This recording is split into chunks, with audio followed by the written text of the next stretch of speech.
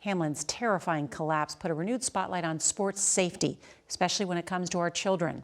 Over half of the kids in America play sports, and cardiac arrest is actually the leading cause of death among young athletes. So we went to an ice hockey rink to find out what parents can do to protect their kids. When Damar Hamlin collapsed, Heather O'Donnell says it confirmed her greatest fear. Heather's 10-year-old son Jack plays hockey in Virginia. It was like watching my worst nightmare. When you get hit in the wrong place, something could happen. No sport is 100% safe. Can something like we saw happen to Damar Hamlin happen to a kid?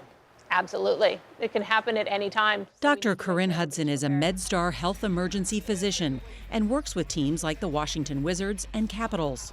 How common is cardiac arrest when it comes to youth sports? Very rare. But we do know it may happen as frequently as once every 5 days. Once every 5 days, a cardiac arrest.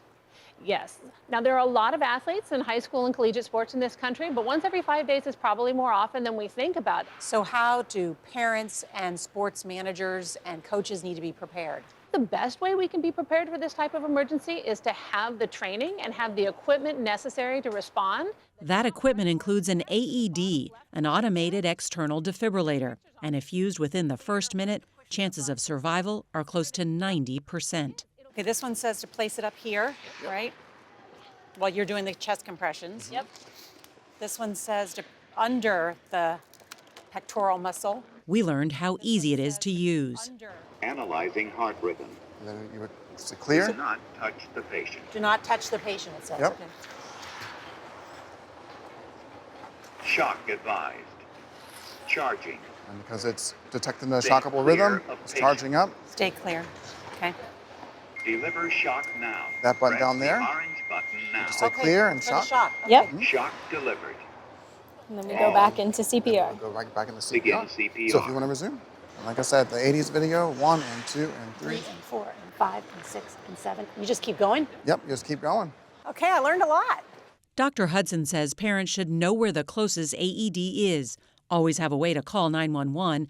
Ask your coaches if they know CPR, and make sure your school or club has an emergency action plan. Do you think for most youth sports, the coach or some parent knows how to use an AED? I think that if they don't, they probably should. You can learn how to use an AED in less than 2 minutes. Anybody can do these skills.